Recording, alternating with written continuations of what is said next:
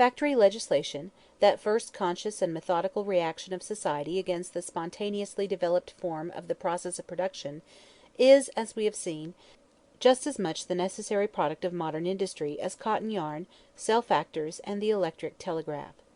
Before passing to the consideration of the extension of that legislation in England, we shall shortly notice certain clauses contained in the Factory Acts, and not relating to the hours of work. Apart from their wording, which makes it easy for the capitalist to evade them, the sanitary clauses are extremely meagre, and in fact limited to provisions for whitewashing the walls, for ensuring cleanliness in some other matters, for ventilation, and for protection against dangerous machinery. In the third book we shall return again to the fanatical opposition of the masters to those clauses which imposed upon them a slight expenditure on appliances for protecting the limbs of their workpeople, an opposition that throws a fresh and glaring light on the free trade dogma, according to which, in a society with conflicting interests, each individual necessarily furthers the common weal by seeking nothing but his own personal advantage. One example is enough. The reader knows that during the last 20 years the flax industry has very much extended, and that, with that extension, the number of scutching mills in Ireland has increased. In 1864 there were in that country 1,800 of those mills. Regularly in autumn and winter women and young persons, the wives, sons, and daughters of the neighbouring small farmers, a class of people totally unaccustomed to machinery, are taken from field labour to feed the rollers of the scotching mills with flax. The accidents, both as regards number and kind, are wholly unexampled in the history of machinery. In one scotching mill, at Killoden, near Cork, there occurred between 1852 and 1856 6 fatal accidents and 60 mutilations, every one of which might have been prevented by the simplest appliances at the cost of a few shillings. Dr. W. White, the certifying surgeon for factories at Downpatrick, states, in his official report, dated the 15th December, 1865, "The serious accidents at the scotching mills are of the most fearful nature. In many cases a quarter of the body is torn from the trunk, and either involves death or a future of wretched incapacity and suffering. The increase of mills in the country will, of course, extend these dreadful results, and it will be a great boon if they are brought under the legislature. I am convinced that by proper supervision of scutching mills a vast sacrifice of life and limb would be averted." What could possibly show better the character of the capitalist mode of production than the necessity that exists for forcing upon it, by Acts of Parliament, the simplest appliances for maintaining cleanliness and health?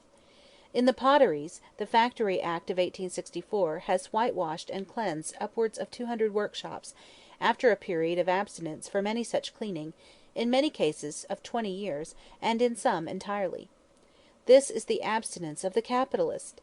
In which were employed 27,800 artisans, hitherto breathing, through protracted days and often nights of labour, a mephitic atmosphere, and which rendered an otherwise comparatively innocuous occupation pregnant with disease and death. The Act has improved the ventilation very much.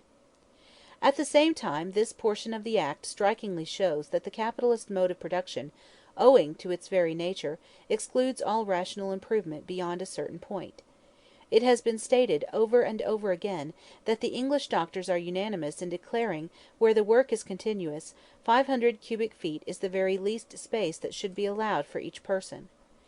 Now, if the Factory Acts, owing to their compulsory provisions, indirectly hasten on the conversion of small workshops into factories, thus indirectly attacking the proprietary rights of the smaller capitalists, and assuring a monopoly to the great ones, so, if it were made obligatory to provide the proper space for each workman in every workshop, thousands of small employers would, at one full swoop, be expropriated directly.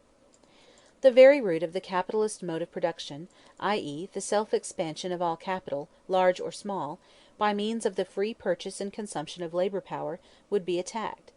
Factory legislation is therefore brought to a deadlock before these 500 cubic feet of breathing space. The sanitary officers, the industrial inquiry commissioners, the factory inspectors, all harp, over and over again, upon the necessity for those 500 cubic feet, and upon the impossibility of wringing them out of capital. They thus, in fact, declare that consumption and other lung diseases among the workpeople are necessary conditions to the existence of capital. Note. It has been found out by experiment, that with each respiration of average intensity made by a healthy average individual, about 25 cubic inches of air are consumed, and that about 20 respirations are made in each minute. Hence, the air inhaled in each 24 hours by each individual is about 720,000 cubic inches, or 416 cubic feet. It is clear, however, that air which has been once breathed can no longer serve for the same purpose, until it has been purified in the great workshop of nature. According to the experiments of Valentin and Brunner, it appears that a healthy man gives off about 1,300 cubic inches of carbonic acid per hour. This would give about 8 ounces of solid carbon thrown off from the lungs in 24 hours. Every man should have at least 800 cubic feet. Huxley. Paltry as the education clauses of the Act appear on the whole, yet they proclaim elementary education to be an indispensable condition to the employment of children. The success of those clauses proved for the first time the possibility of combining education and gymnastics with manual labor, and consequently of combining manual labor with education and gymnastics. The factory inspectors soon found out by questioning the schoolmasters that the factory children, although receiving only one half the education of the regular day scholars, yet learnt quite as much, and often more. Note: according to the English Factory Act, parents cannot send their children under 14 years of age into factories under the control of the Act, unless at the same time they allow them to receive elementary education. The manufacturer is responsible for compliance with the Act. Factory education is compulsory, and it is a condition of labor. Report of the Inspector of Factories, 31st October, 1865, page 111. Note: on the very advantageous results of combining gymnastics, and drilling in the case of boys, with compulsory education for factory children and pauper scholars, see the speech of N.W. Senior at the 7th Annual Congress of the National Association for the Promotion of Social Science, in Report of Proceedings, etc., London, 1863, and also the Report of Inspector of Factories, 31st October, 1865. This can be accounted for by the simple fact that, with only being at school for one half of the day, they are always fresh, and nearly always ready and willing to receive instruction. The system on which they work, half manual labor and half school, renders each employment a rest and relief to the other; consequently both are far more congenial to the child than would be the case were he kept constantly at one. It is quite clear that a boy who has been at school all the morning cannot, in hot weather particularly, cope with one who comes fresh and bright from his work. Note: Report of the Inspector of Factories, 31st October, 1865. A silk manufacturer naively states to the Children's Employment Commissioners, "I am quite sure that the true secret of producing efficient work people is to be found in uniting education and labor from a period of childhood. Of course the occupation must not be too severe, nor irksome, or unhealthy. But of the advantage of the union I have no doubt. I wish my own children could have some work as well as play to give variety to their schooling." Further information on this point will be found in Senior's speech at the Social Science Congress at Edinburgh in 1863. He there shows, amongst other things, how the monotonous and uselessly long school hours of the children of the upper and middle classes uselessly add to the labor of the teacher, while he not only fruitlessly but absolutely injuriously wastes the time, health, and energy of the children. From the factory system budded, as Robert Owen has shown us in detail, the germ of the education of the future, an education that will, in the case of every child over a given age, combine productive labor with instruction in gymnastics, not only as one of the methods of adding to the efficiency of production, but as the only method of producing fully developed human beings. Note: Senior, page 66. How modern industry, when it has attained to a certain pitch, is capable, by the revolution it effects in the mode of production and in the social conditions of production, of also revolutionizing people's minds, is strikingly shown by a comparison of Senior's speech in 1863 with his philippic against the Factory Act of 1833, or by a comparison of the views of the Congress above referred to with the fact that in certain country districts of England poor parents are forbidden, on pain of death by starvation, to educate their children. Thus, for example, Mr. Snell reports it to be a common occurrence in Somersetshire that when a poor person claims parish relief, he is compelled to take his children from school. Mr. Woolerton, the clergyman at Feltham, also tells of cases where all relief was denied to certain families because they were sending their children to school. Modern industry, as we have seen, sweeps away by technical means the manufacturing division of labor, under which each man is bound hand and foot for life to a single detail operation.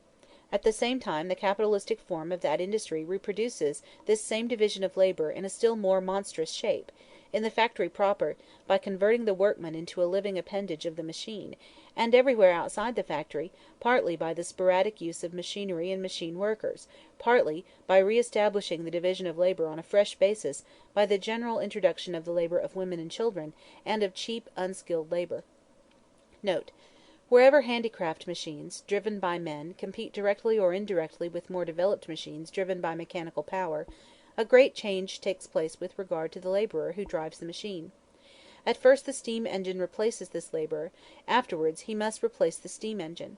Consequently the tension and the amount of labor power expended become monstrous, and especially so in the case of the children who are condemned to this torture.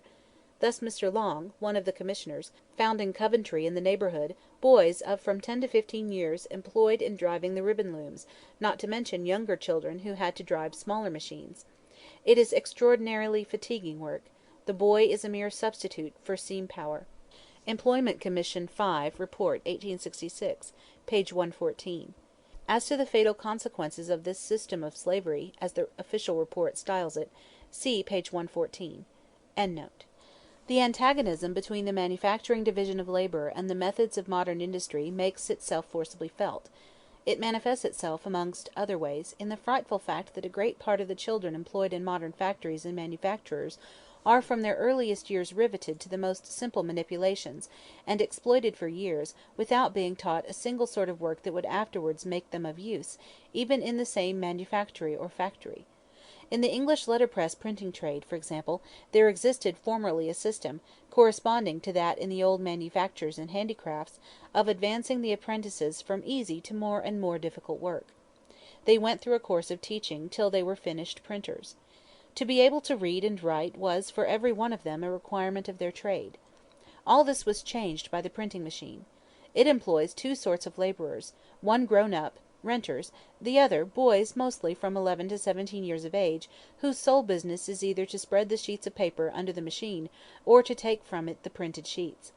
They perform this weary task, in London especially, for 14, 15, and 16 hours at a stretch, during several days in the week, and frequently for 36 hours, with only 2 hours' rest for meals and sleep. A great part of them cannot read, and they are as a rule utter savages, and very extraordinary creatures.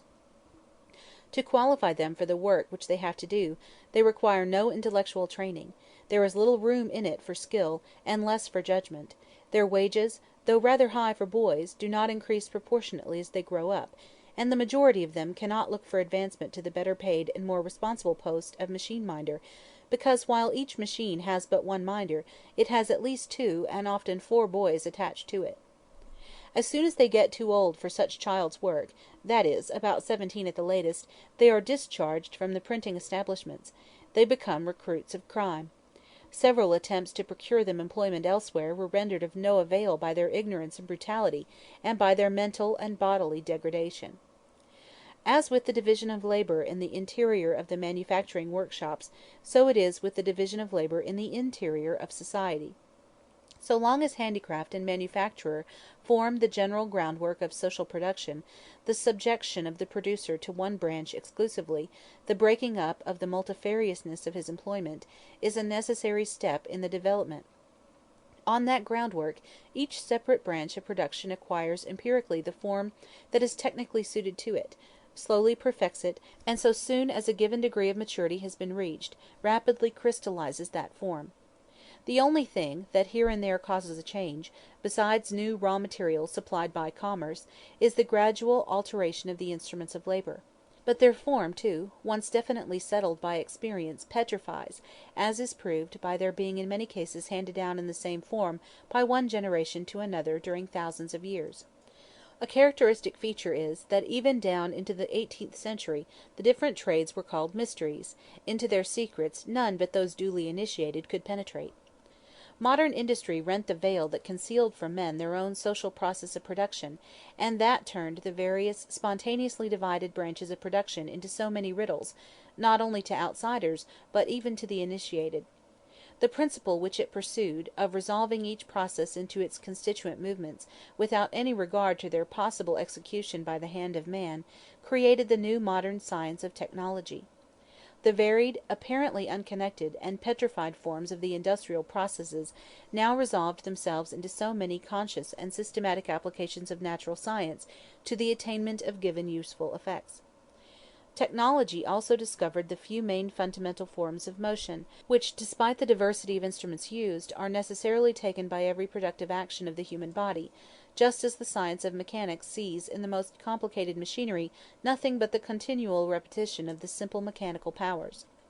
Note: in the celebrated Livre des Métiers of Etienne Boileau, we find it prescribed that a journeyman, on being admitted among the masters, had to swear to love his brethren with brotherly love, to support them in their respective trades, not wilfully to betray the secrets of the trade, and besides, in the interest of all, not to recommend his own wares by calling the attention of the buyer to defects in the articles made by others. Modern industry never looks upon and treats the existing form of a process as final. The technical basis of that industry is therefore revolutionary, while all earlier modes of production were essentially conservative. By means of machinery, chemical processes, and other methods, it is continually causing changes not only in the technical basis of production, but also in the functions of the laborer, and in the social combinations of the labor process. At the same time it thereby also revolutionizes the division of labor within the society, and incessantly launches masses of capital and of work people from one branch of production to another. But if modern industry, by its very nature, therefore necessitates variation of labor, fluency of function, universal mobility of the laborer, on the other hand, in its capitalistic form, it reproduces the old division of labor with its ossified particularizations.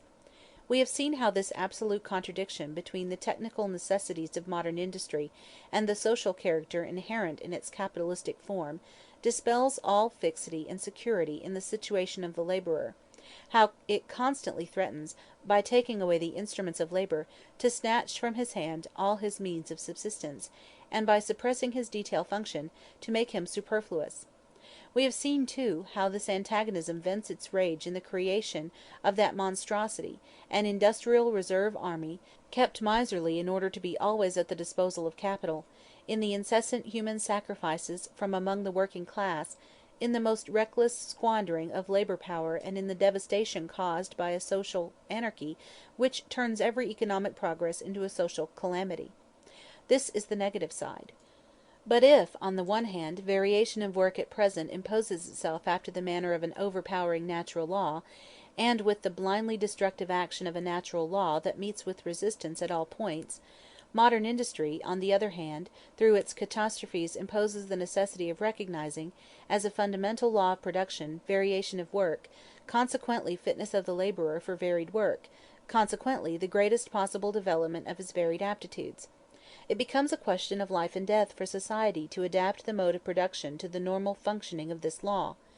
Modern industry, indeed, compels society, under penalty of death, to replace the detail worker of today, grappled by lifelong repetition of one and the same trivial operation, and thus reduced to the mere fragment of a man, by the fully developed individual, fit for a variety of laborers, ready to face any change of production, and to whom the different social functions he performs are but so many modes of giving free scope to his own natural and acquired powers.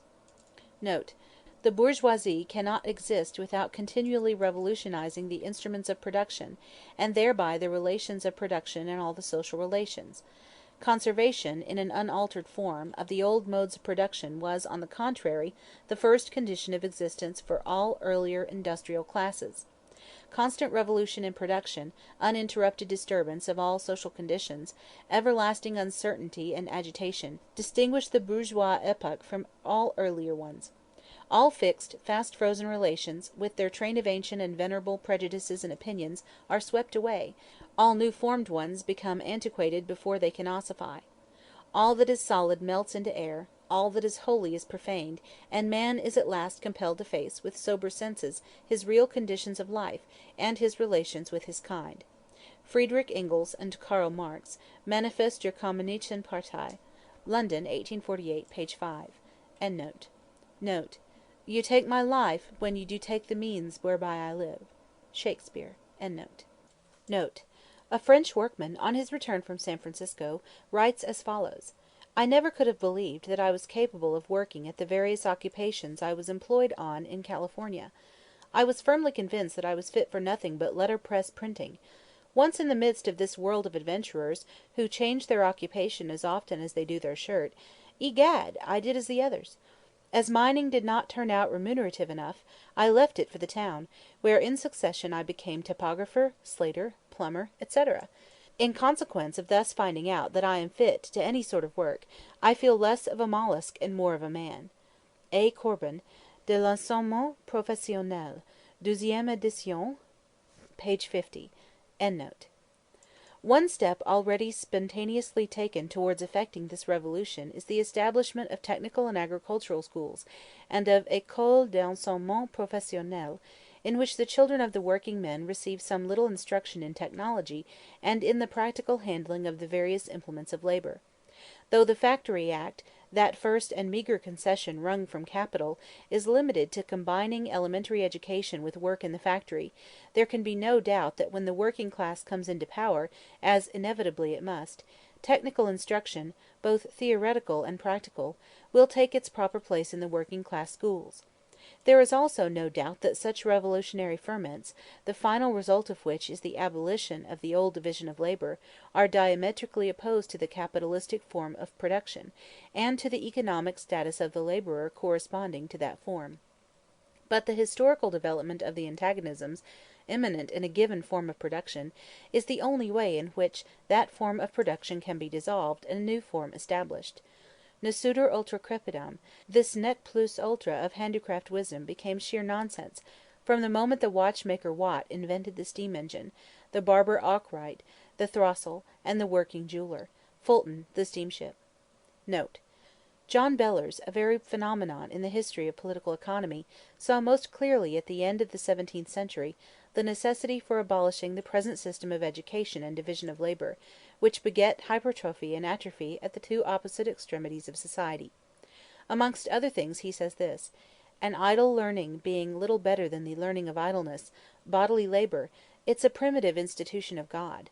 Labor being as proper for the body's health as eating is for its living, for what pains a man saves by ease, he will find in disease.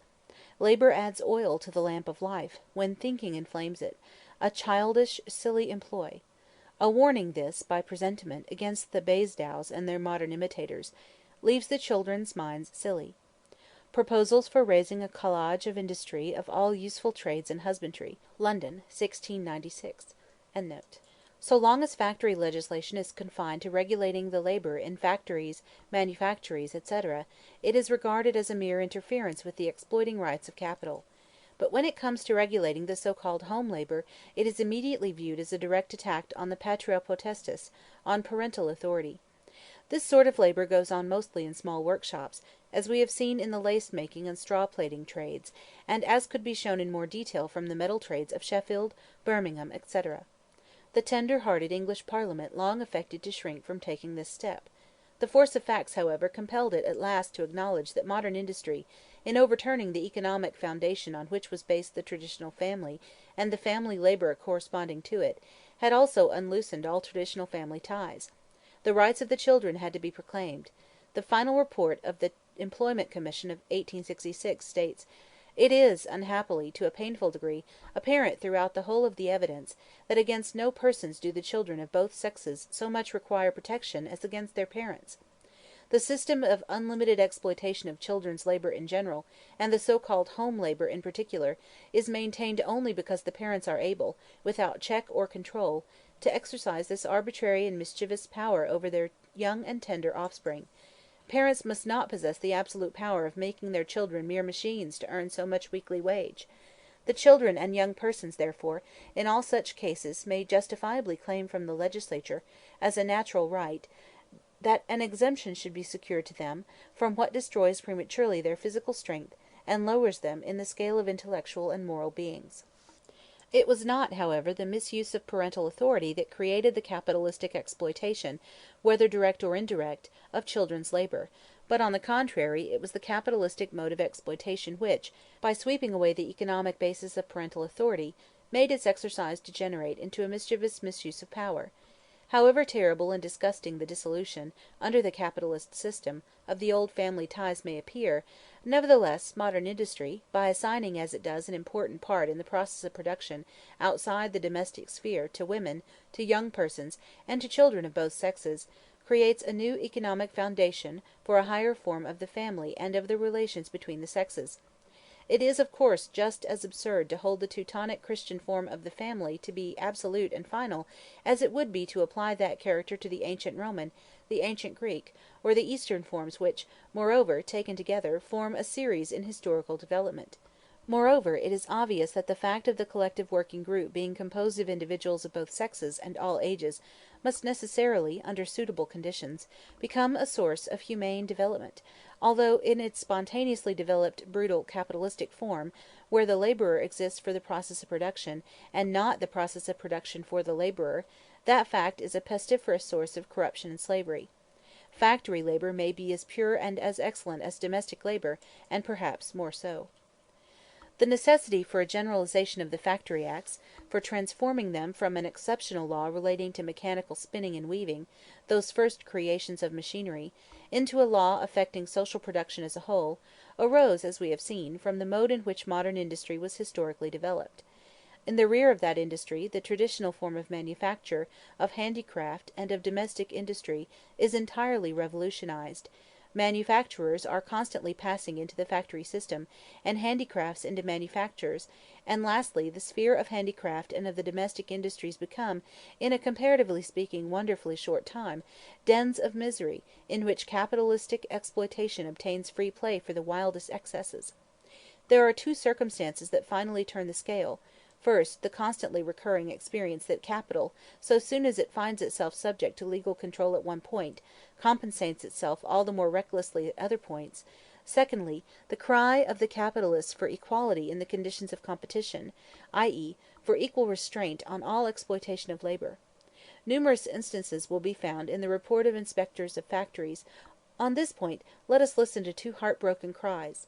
Messrs. Cooksley of Bristol, nail and chain, etc., manufacturers, spontaneously introduced the regulations of the Factory Act into their business.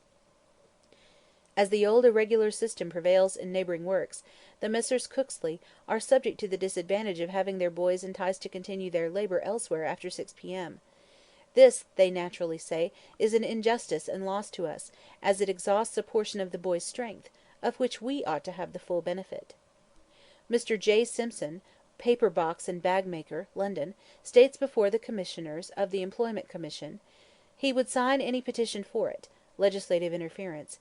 As it was, he always felt restless at night, when he had closed his place, lest others should be working later than him and getting away his orders. Summarizing, the Employment Commission says, it would be unjust to the larger employers that their factories should be placed under regulation, while the hours of labour in the smaller places in their own branch of business were under no legislative restriction. And to the injustice arising from the unfair conditions of competition, in regard to hours, that would be created if the smaller places of work were exempt, would be added the disadvantage to the larger manufacturers of finding their supply of juvenile and female labour drawn off to the places of work exempt from legislation. Further, a stimulus would be given to the multiplication of the smaller places of work, which are almost invariably the least favourable to the health, comfort, education, and general improvement of the people. In its final report the Commission proposes to subject to the Factory Act more than 1,400,000 children, young persons, and women, of which number about one half are exploited in small industries and by the so-called home work. The trades proposed to be brought under the Act were the following: lace making, stocking weaving, straw plaiting, the manufacture of wearing apparel with its numerous subdivisions, artificial flower making, shoe making, hat making, glove making, tailoring, all metal works, from blast furnaces down to needleworks, etc., paper mills, glass works, tobacco factories, India rubber works, braid making, for weaving, hand carpet making, umbrella and parasol making, the manufacture of spindles and spools, letterpress printing, book binding, manufacture of stationery, including paper bags, cards, coloured paper, etc., rope making, manufacture of jet ornaments, brick making, silk manufacture by hand, Coventry weaving, salt works, tallow chandlers, cement works, sugar refineries, biscuit making, various industries connected with timber, and other mixed trades. It says: But if it should seem fit to Parliament to place the whole of that large number of children, young persons, and females under the protective legislation above adverted to, it cannot be doubted that such legislation would have a most beneficial effect, not only upon the young and the feeble, who are its most immediate objects, but upon the still larger body of adult workers, who would in all these employments, both directly and indirectly, come immediately under its influence. It would enforce upon them regular and moderate hours; it would lead to their places of work being kept in a healthy and cleanly state; it would therefore husband and improve the store of physical strength on which their own well-being, and that of the country, so much depends; it would save the rising generation from that over-exertion at an early age, which undermines their constitution and leads to premature decay; finally, it would ensure them, at least up to the age of 13, the opportunity of receiving the elements of education, and would put an end to that utter ignorance, faithfully exhibited in the reports of our assistant commissioners, and which cannot be regarded without the deepest pain, and a profound sense of national degradation. The Tory cabinet announced in the Speech from the Throne, on February 5, 1867, that it had framed the proposals of the Industrial Commission of Inquiry into bills. Note: the Factory Acts Extension Act was passed on August 12, 1867. It regulates all foundries, smithies, and metal manufactories, including machine shops; furthermore, glass works, paper mills, gutta percha and india rubber works, tobacco manufactories, letterpress printing and bookbinding works; and lastly, all workshops in which more than 50 persons are employed. The Hours of Labour Regulation Act, passed on August 17, 1867, regulates the smaller workshops and the so-called domestic industries. I shall revert to these acts and to the new Mining Act of 1872 in Vol. II. To get that far, another 20 years of experimentum in corpore vile had been required. Already in 1840 a Parliamentary Commission of Inquiry on the Labour of Children had been appointed. Its report, in 1842, unfolded, in the words of Nassau W. Senior, "the most frightful picture of avarice, selfishness, and cruelty on the part of masters and of parents, and of juvenile and infantile misery, degradation, and destruction ever presented. It may be supposed that it describes the horrors of a past age. But there is, unhappily, evidence that those horrors continued as intense as they were. A pamphlet published by Hardwicke about 2 years ago states that the abuses complained of in 1842 are in full bloom at the present day. It is a strange proof of the general neglect of the morals and health of the children of the working class that this report lay unnoticed for 20 years, during which the children, bred up without the remotest sign of comprehension as to what is meant by the term morals, who had neither knowledge nor religion nor natural affection, were allowed to become the parents of the present generation." Senior, Social Science Congress, pp. 55–58. The social conditions having undergone a change, Parliament could not venture to shelve the demands of the Commission of 1862, as it had done those of the Commission of 1840. Hence in 1864, when the Commission had not yet published more than a part of its reports, the earthenware industries, including the potteries, makers of paper hangings, matches, cartridges, and caps, and fustian cutters were made subject to the acts in force in the textile industries. In the Speech from the Throne, on the 5th February, 1867, the Tory cabinet of the day announced the introduction of bills, founded on the final recommendations of the Commission, which had completed its labours in 1866. On the 15th of August, 1867, the Factory Acts Extension Act, and on the 21st August, the Workshops Regulation Act received the royal assent, the former act having reference to large industries, the latter to small. The former applies to blast furnaces, iron and copper mills, foundries, machine shops, metal manufactories, gutta percha works, paper mills, glass works, tobacco manufactories, letterpress printing, including newspapers, bookbinding, in short to all industrial establishments of the above kind, in which 50 individuals or more are occupied simultaneously, and for not less than 100 days during the year. To give an idea of the extent of the sphere embraced by the Workshops Regulation Act in its application, we cite from its interpretation clause the following passages: "Handicraft shall mean any manual labour exercised by way of trade, or for purposes of gain in, or incidental to, the making any article or part of an article, or in, or incidental to, the altering, repairing, ornamenting, finishing, or otherwise adapting for sale any article." Workshop shall mean any room or place whatever in the open air or under cover, in which any handicraft is carried on by any child, young person, or woman, and to which and over which the person by whom such child, young person, or woman is employed has the right of access and control. Employed shall mean occupied in any handicraft, whether for wages or not, under a master or under a parent as herein defined. Parent shall mean parent, guardian, or person having the custody of, or control over, any child or young person. Clause 7, which imposes a penalty for employment of children, young persons, and women, contrary to the provisions of the Act, subjects to fines, not only the occupier of the workshop, whether parent or not, but even the parent of, or the persons deriving any direct benefit from the labor of, or having the control over, the child, young person, or woman. The Factory Acts Extension Act, which affects the large establishments, derogates from the Factory Act by a crowd of vicious exceptions and cowardly compromises with the masters. The Workshops Regulation Act, wretched in all its details, remained a dead letter in the hands of the municipal and local authorities who were charged with its execution. When, in 1871, Parliament withdrew from them this power, in order to confer it on the factory inspectors, to whose province it thus added by a single stroke more than 100,000 workshops, and 300 brickworks, care was taken at the same time not to add more than 8 assistants to their already undermanned staff. Note: the personnel of this staff consisted of 2 inspectors, 2 assistant inspectors, and 41 sub-inspectors. 8 additional sub-inspectors were appointed in 1871. The total cost of administering the Acts in England, Scotland, and Ireland amounted, for the year 1871 72, to no more than £25,347, inclusive of the law expenses incurred by prosecutions of offending masters. What strikes us, then, in the English legislation of 1867, is, on the one hand, the necessity imposed on the Parliament of the ruling classes of adopting in principle measures so extraordinary, and on so great a scale, against the excesses of capitalistic exploitation; and, on the other hand, the hesitation, the repugnance, and the bad faith with which it lent itself to the task of carrying those measures into practice. The Inquiry Commission of 1862 also proposed a new regulation of the mining industry, an industry distinguished from others by the exceptional characteristic that the interests of landlord and capitalist there join hands. The antagonism of these two interests had been favourable to factory legislation, while, on the other hand, the absence of that antagonism is sufficient to explain the delays and chicanery of the legislation on mines.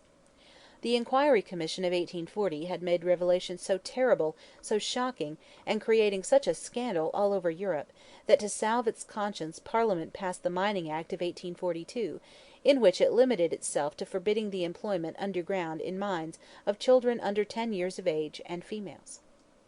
Then another act, the Mines Inspecting Act of 1860, provides that mines shall be inspected by public officers nominated specially for that purpose, and that boys between the ages of 10 and 12 years shall not be employed unless they have a school certificate, or go to school for a certain number of hours.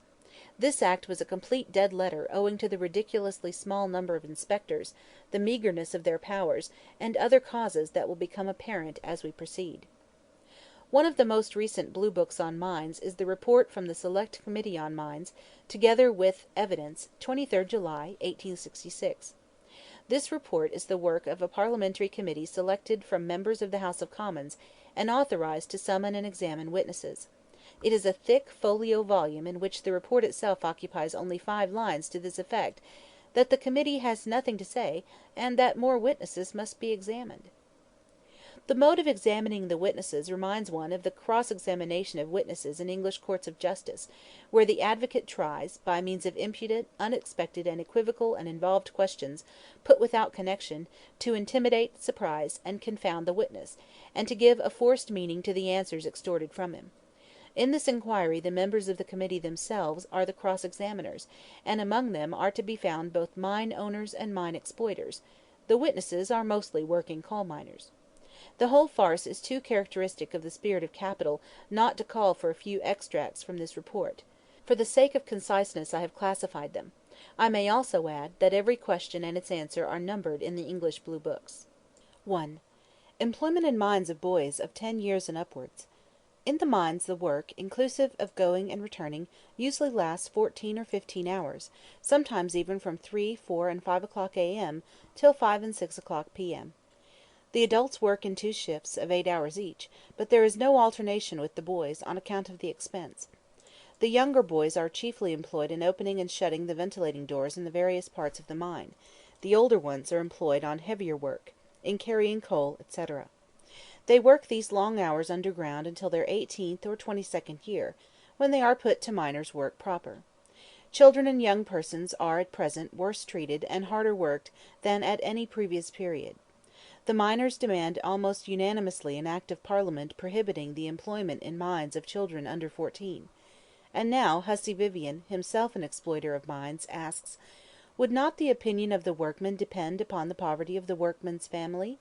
Mr. Bruce: do you not think it would be a very hard case, where a parent had been injured, or where he was sickly, or where a father was dead, and there was only a mother, to prevent a child between 12 and 14 earning 1 shilling 7 pence a day for the good of the family? You must lay down a general rule. Are you prepared to recommend legislation which would prevent the employment of children under 12 and 14, whatever the state of their parents might be? Yes. Vivian: supposing that an enactment were passed preventing the employment of children under the age of 14, would it not be probable that the parents of the children would seek employment for their children in other directions, for instance, in manufacture? Not generally, I think. Kinnaird: some of the boys are keeper of doors? Yes. Is there not generally a very great draught every time you open a door or close it? Yes, generally there is. It sounds a very easy thing, but it is in fact a rather painful one? He is imprisoned there just the same as if he was in a cell of jail. Bourgeois Vivian: whenever a boy is furnished with a lamp, cannot he read? Yes, he can read, if he finds himself in candles. I suppose he would be found fault with if he were discovered reading. He is there to mind his business; he has a duty to perform, and he has to attend to it in the first place, and I do not think it would be allowed down the pit. 2. Education. The working miners want a law for the compulsory education of their children, as in factories. They declare the clauses of the Act of 1860, which require a school certificate to be obtained before employing boys of 10 and 12 years of age, to be quite illusory. The examination of the witnesses on this subject is truly droll. Is it, the Act, required more against the masters or against the parents? It is required against both, I think. You cannot say whether it is required against one more than the other? No, I can hardly answer that question. Does there appear to be any desire on the part of the employers that the boys should have such hours as to enable them to go to school? No, the hours are never shortened for that purpose. Mr. Kinnaird: should you say that the colliers generally improve their education?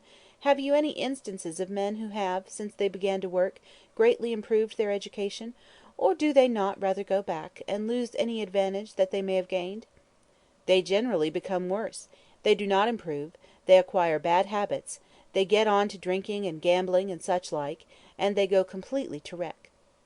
Do they make any attempt of the kind, for providing instruction, by having schools at night? There are a few collieries where schools are held, and perhaps at those collieries a few boys do go to those schools, but they are so physically exhausted that it is to no purpose that they go there. You are, then, concludes the bourgeois, against education? Most certainly not; but are they, the employers, not compelled to demand them, school certificates? By law they are, but I am not aware that they are demanded by the employers. Then it is your opinion that this provision of the Act, as to requiring certificates, is not generally carried out in the collieries? It is not carried out. Do the men take a great interest in this question of education? The majority of them do. Are they very anxious to see the law enforced? The majority are. Do you think that in this country any law that you pass can be really effectual unless the population themselves assist in putting it into operation? Many a man might wish to object to employing a boy, but he would perhaps become marked by it. Marked by whom? By his employers. Do you think that the employers would find any fault with a man who obeyed the law? I believe they would. Have you ever heard of any workman objecting to employ a boy between 10 and 12 who could not write or read? It is not left to the men's option. Would you call for the interference of Parliament? I think that if anything effectual is to be done in the education of the colliers' children, it would have to be made compulsory by Acts of Parliament. Would you lay that obligation upon the colliers only, or on all the work people of Great Britain? I came to speak for the colliers. Why should you distinguish them, colliery boys, from other boys? because I think they are an exception to the rule. In what respect? In a physical respect. Why should education be more valuable to them than to other classes of lads? I do not know that it is more valuable, but through the over-exertion in mines there is less chance for the boys that are employed there to get education, either at Sunday schools or at day schools. It is impossible to look at a question of this sort absolutely by itself. Is there a sufficiency of schools? No. If the state were to require that every child should be sent to school, would there be schools for the children to go to? No, but I think that if the circumstances were to spring up, the schools would be forthcoming. Some of them, the boys, cannot read and write at all, I suppose. The majority cannot. The majority of the men themselves cannot. 3. Employment of women. Since 1842, women are no more employed underground, but are occupied on the surface in loading the coal, etc., in drawing the tubs to the canals and railway wagons, in sorting, etc. Their numbers have considerably increased during the last 3 or 4 years. They are mostly the wives, daughters, and widows of the working miners, and their ages range from 12 to 50 or 60 years. What is the feeling among the working miners as to the employment of women? I think they generally condemn it. What objection do you see to it? I think it is degrading to the sex. There is a peculiarity of dress? Yes, it is rather a man's dress, and I believe in some cases it drowns all sense of decency. Do the women smoke? Some do. And I suppose it is very dirty work? Very dirty. They get black and grimy? As black as those who are down in the mines. I believe that a woman having children, and there are plenty on the banks that have, cannot do her duty to her children. Do you think that these widows could get employment anywhere else, which would bring them in as much wages as that, from 8 shillings to 10 shillings a week? I cannot speak to that. You would still be prepared, would you, flint-hearted fellow, to prevent their obtaining a livelihood by these means? I would. What is the general feeling in the district as to the employment of women? The feeling is that it is degrading, and we wish as miners to have more respect to the fairer sex than to see them placed on the pit bank. Some part of the work is very hard. Some of these girls has raised as much as 10 tons of stuff a day. Do you think that the women employed about the collieries are less moral than the women employed in the factories? The percentage of bad ones may be a little more than with the girls in the factories. But you are not quite satisfied with the state of morality in the factories? No. Would you prohibit the employment of women in factories also? No, I would not. Why not? I think it a more honourable occupation for them in the mills. Still, it is injurious to their morality, you think? Not so much as working on the pit bank, but it is more than the social position I take it. I do not take it on its moral grounds alone. The degradation, in its social bearing on the girls, is deplorable in the extreme. When these 400 or 500 girls become colliers' wives, the men suffer greatly from this degradation, and it causes them to leave their homes and drink. You would be obliged to stop the employment of women in the ironworks as well, would you not, if you stopped it in the collieries? I cannot speak for any other trade. Can you see any difference in the circumstances of women employed in the ironworks, and the circumstances of women employed above ground in collieries? I have not ascertained anything as to that. Can you see anything that makes a distinction between one class and the other? I have not ascertained that, but I know from house-to-house visitation that it is a deplorable state of things in our district. Would you interfere in every case with the employment of women where that employment was degrading? It would become injurious, I think, in this way. The best feelings of Englishmen have been gained from the instruction of a mother. That equally applies to agricultural employments, does it not? Yes, but that is only for 2 seasons, and we have work all the 4 seasons. They often work day and night, wet through to the skin, their constitution undermined and their health ruined. You have not inquired into that subject, perhaps? I have certainly taken note of it as I have gone along, and certainly I have seen nothing parallel to the effects of the employment of women on the pit bank. It is the work of a man, a strong man. Your feelings upon the whole subject is that the better class of colliers who desire to raise themselves and humanize themselves, instead of deriving help from the women, are pulled down by them? Yes. After some further crooked questions from these bourgeois, the secret of their sympathy for widows, poor families, etc., comes out at last. The coal proprietor appoints certain gentlemen to take the oversight of the workings, and it is their policy, in order to receive approbation, to place things on the most economical basis they can, and these girls are employed at from 1 shilling up to 1 shilling 6 pence a day, where a man at the rate of 2 shillings 6 pence a day would have to be employed. 4. Coroners' inquests. Have the workmen confidence in the proceedings at those inquests when accidents occur? No, they have not. Why not? Chiefly because the men who are generally chosen are men who know nothing about mines and such like. Are not workmen summoned up upon all the juries? Never but as witnesses to my knowledge. Who are the people who are generally summoned upon these juries? Generally tradesmen in the neighbourhood. From their circumstances they are sometimes liable to be influenced by their employers, the owners of the works. They are generally men who have no knowledge, and can scarcely understand the witnesses who are called before them, and the terms which are used, and such like. Would you have the jury composed of persons who had been employed in mining? Yes, partly. They, the workmen, think that the verdict is not in accordance with the evidence given generally. One great object in summoning a jury is to have an impartial one, is it not? Yes, I should think so. Do you think that the juries would be impartial if they were composed to a considerable extent of workmen? I cannot see any motive which the workmen would have to act partially. They necessarily have a better knowledge of the operations in connection with the mine. You do not think there would be a tendency on the part of the workmen to return unfairly severe verdicts?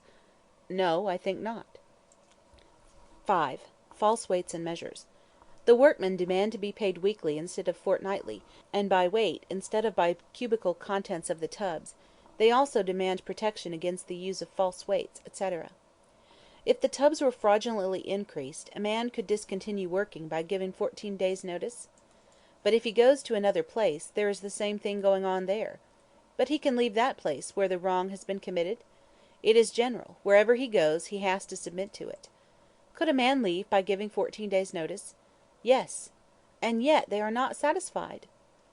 6. Inspection of mines. Casualties from explosions are not the only things the workmen suffer from. Our men complained very much of the bad ventilation of the collieries. The ventilation is so bad in general that the men can scarcely breathe. They are quite unfit for employment of any kind after they have been for a length of time in connection with their work. Indeed, just at the part of the mine where I am working, men have been obliged to leave their employment to come home in consequence of that. Some of them have been out of work for weeks just in consequence of the bad state of the ventilation where there is not explosive gas. There is plenty of air generally in the main courses, yet pains are not taken to get air into the workings where men are working. Why do you not apply to the inspector? To tell the truth, there are many men who are timid on that point. There have been cases of men being sacrificed and losing their employment in consequence of applying to the inspector. Why is he a marked man for having complained? Yes, and he finds it difficult to get employment in another mine. Yes. Do you think the mines in your neighbourhood are sufficiently inspected to ensure a compliance with all the provisions of the Act? No, they are not inspected at all. The inspector has been down just once in the pit, and it has been going 7 years. In the district to which I belong there are not a sufficient number of inspectors.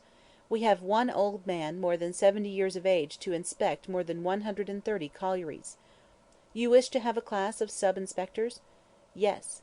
But do you think it would be possible for government to maintain such an army of inspectors as would be necessary to do all that you want them to do, without information from the men? No, I think it would be next to impossible. It would be desirable the inspectors should come oftener? Yes, and without being sent for. Do you not think that the effect of having these inspectors examining the collieries so frequently would be to shift the responsibility of supplying proper ventilation from the owners of the collieries to the government officials? No, I do not think that. I think that they should make it their business to enforce the acts which are already in existence. When you speak of sub-inspectors, do you mean men at a less salary and of an inferior stamp to the present inspectors? I would not have them inferior if you could get them otherwise. Do you merely want more inspectors, or do you want a lower class of men as an inspector? A man who would knock about, and see that things are kept right, a man who would not be afraid of himself. If you obtained your wish in getting an inferior class of inspectors appointed, do you think that there would be no danger from want of skill, etc.? I think not. I think that the government would see after that, and have proper men in that position. This kind of examination becomes at last too much even for the chairman of the committee, and he interrupts with the observation: "You want a class of men who would look into all the details of the mine, and would go into all the holes and corners, and go into the real facts. They would report to the chief inspector, who would then bring his scientific knowledge to bear on the facts as they have stated. Would it not entail a very great expense if all these old workings were kept ventilated? Yes, expense might be incurred, but life would be at the same time protected.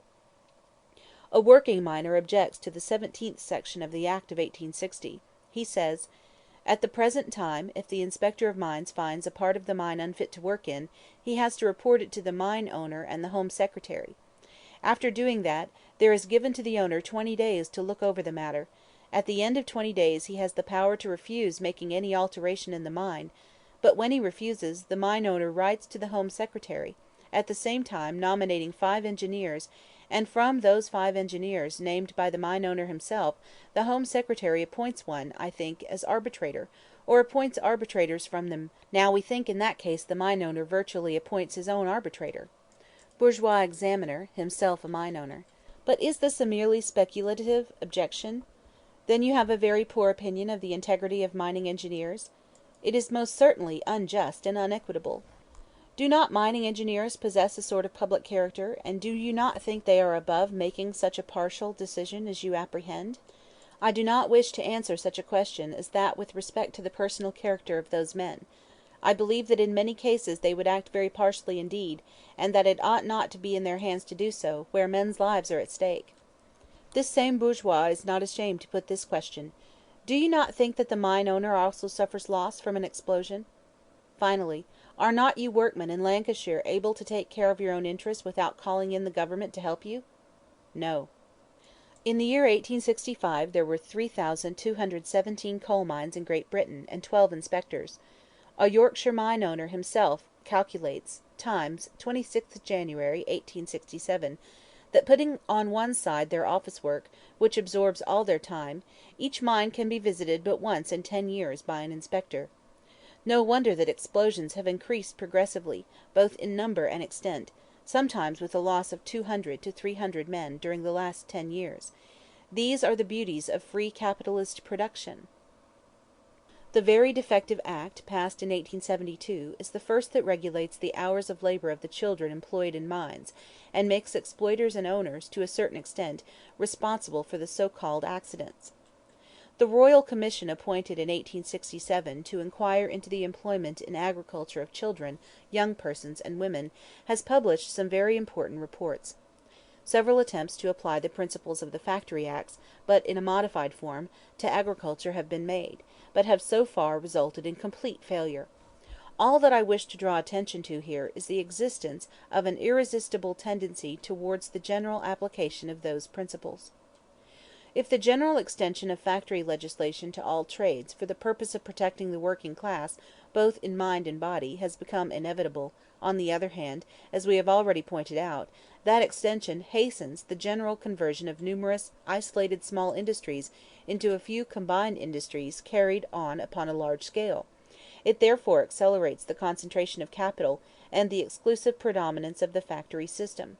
It destroys both the ancient and the transitional forms, behind which the dominion of capital is still in part concealed, and replaces them by the direct and open sway of capital; but thereby it also generalizes the direct opposition to this sway. While in each individual workshop it enforces uniformity, regularity, order, and economy, it increases by the immense spur which the limitation and regulation of the working day give to technical improvement, the anarchy and the catastrophes of capitalist production as a whole, the intensity of labor, and the competition of machinery with the laborer. By the destruction of petty and domestic industries it destroys the last resort of the redundant population, and with it the sole remaining safety valve of the whole social mechanism.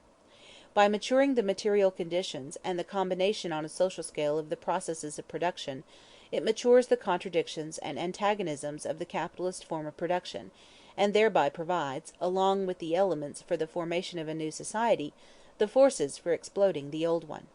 Note: Robert Owen, the father of cooperative factories and stores, but who, as before remarked, in no way shared the illusions of his followers with regard to the bearing of these isolated elements of transformation, not only practically made the factory system the sole foundation of his experiments, but also declared that system to be theoretically the starting point of the social revolution. Herr Vissering, professor of political economy in the University of Leyden, appears to have a suspicion of this when, in his Handbuch von praktischer Staatshuskunde, 1860 62, which reproduces all the platitudes of vulgar economy, he strongly supports handicrafts against the factory system.]